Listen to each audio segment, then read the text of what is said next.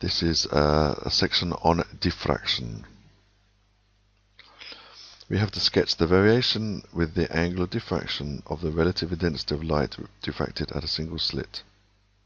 So what we have here is, this is a barrier, this is another barrier, there's a gap or an aperture there. The waves come in from this direction and they go through and they curve round. This is the diffraction effect. However, what you have to draw is something a bit more sophisticated than this, because in the gap this is basically a source for new waves to start from any point across here. When the waves go from there or to there, they will interfere with each other. Now this wave going that direction, this wave in that going that direction, they have a phase difference of 0. It's exactly in phase. So this central fringe, the central band, is very pronounced and is very clear. Then you have a point here where the wave coming from this side has gone, let's say, 10 wavelengths. This has travelled 10.5 wavelengths. So we have destructive interference. Then here again we get some more constructive interference. So you basically, the diffraction pattern is, if we look at it from the bottom, is that there's a big central part here which is very clear, very constructive, and very pronounced. Then we have an area of destructive interference.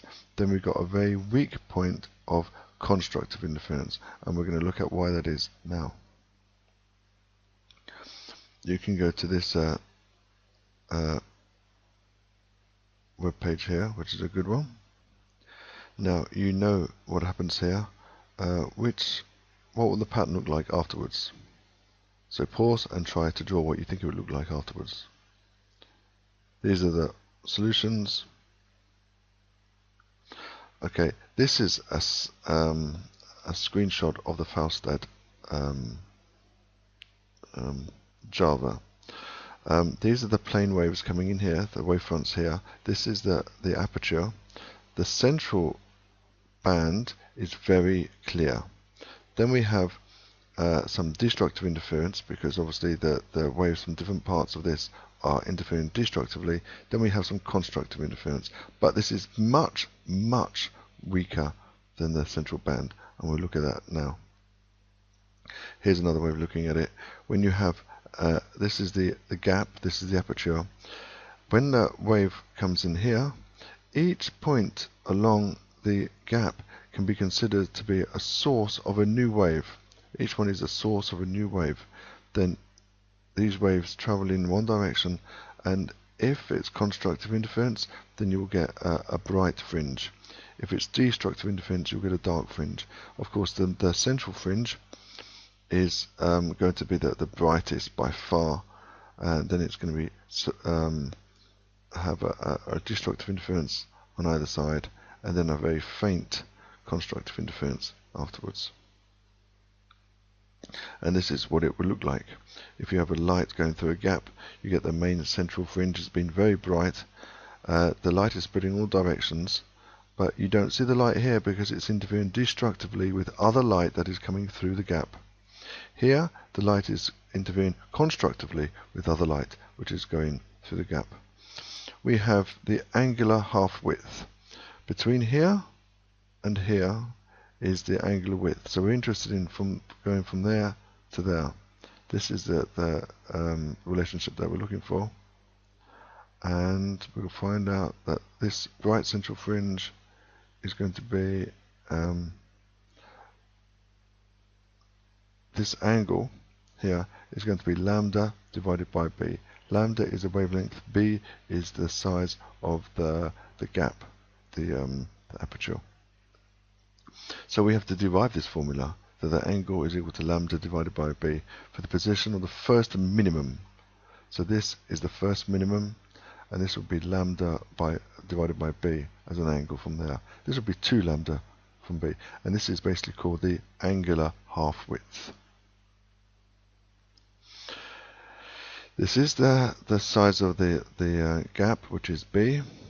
The light comes from the top, and from the bottom go in this direction. Now, are they going to interfere constructively or destructively? Well, it depends on the angle. It depends on the size of lambda. Now, you could argue that this has travelled one wavelength greater than the wavelength from there, and that's true. However, so that could be constructive interference, but it will not be constructive interference because there's also a wave that's coming from the middle of the beam as well, and this is going to be half a wavelength out of phase with this one here. The one slightly below it will be half a wavelength out of phase with the one there.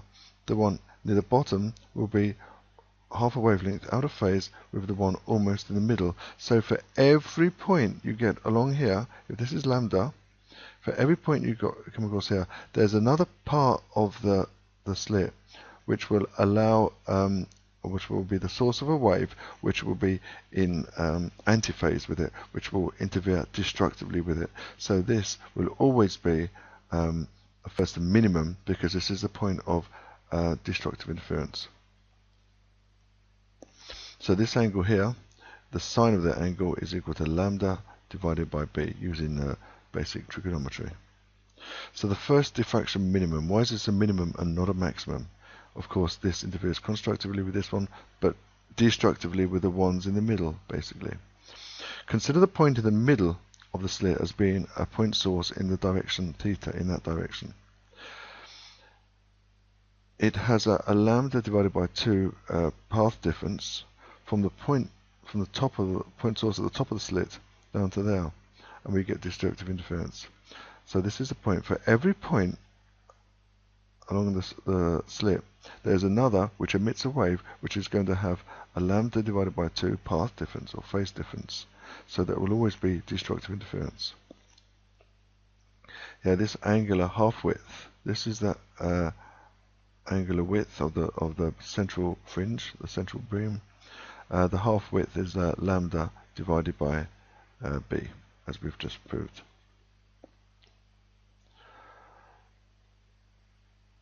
And you see this corresponds to the first minimum. This next fringe is going to be there. This next minimum is there. Next fringe is there. But it gets much, much fainter. The central fringe is much brighter than the others. This is going to be lambda over b. This is going to be 2 lambda over b. This is going to be 3 lambda over b. These are always going to be the dark fringes where we have destructive interference. Now we have some questions. Which one represents diffraction at a single slit? This one. Then we have which one shows diffraction here? A, B, C, or D. 2 lamps the same colour are placed close to one another. A 2-source interference pattern is not observed because... You have to write the correct answer. Here we have another question here to try to do. And another. And another. Another here.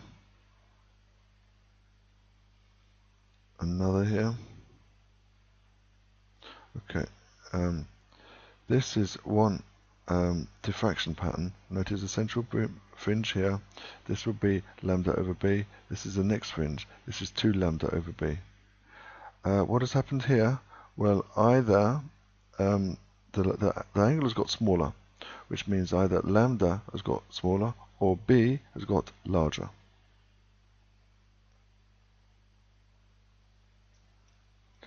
Here we have another picture here. So these crosses here correspond to the minima between the fringes. This is another diffraction pattern, not from one hole, from many. Next is resolution.